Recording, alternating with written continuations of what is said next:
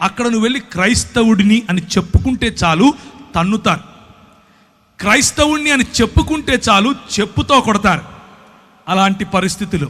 కానీ స్టెఫెనును ఆశీర్వదించినట్లుగా, స్టెఫెనుకు వాక్ చాతుర్యం ఇచ్చినట్లుగా, స్టెఫెనులో వాక్ ప్రభావం ఇచ్చినట్లుగా, స్టెఫెనును ఏ విధముగా జ్ఞానముతోనూ కృపతోనూ ప్రభువు నింపాడో అలా యవ్వనస్తులను నింపగలడు.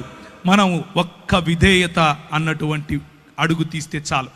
నా జీవితం ఆ రోజు పరిశుద్ధాత్ముని యొక్క తాకిడితో మారిపోయింది. పరిశుద్ధాత్ముడు నా జీవితంలో తెలియని అగ్నిని రగిలింపజేశాడు. పరిశుద్ధాత్ముడు నా జీవితంలో ఇచ్చిన ఛాలెంజెస్, నేను వెళుతూ ఉంటే నాకు అన్ని బెడ్స్ ఆఫ్ రోజెస్ అందరూ వచ్చి కాళ్ళ మీద పడిపోయి పైసలు ఇచ్చేసి ఏమో చేశారనుకున్నారా? కాదు. అడుగడుగు నా ఛాలెంజెస్, అడుగడుగు నా బలహీనతలు, అడుగడుగు నా తెలియనటువంటి నేను ఎలా చేయాలి ఇప్పుడు అన్నటువంటి పరిస్థితి. కానీ ప్రభువు నమ్మకస్తుడు. ప్రభువు మనల్ని విడిచిపెట్టాడు. పిలిచిన పరిశుద్ధాత్ముడు మనల్ని విడిచిపెట్టాడు.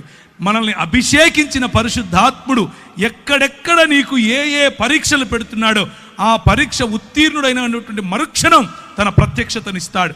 ఒకానొక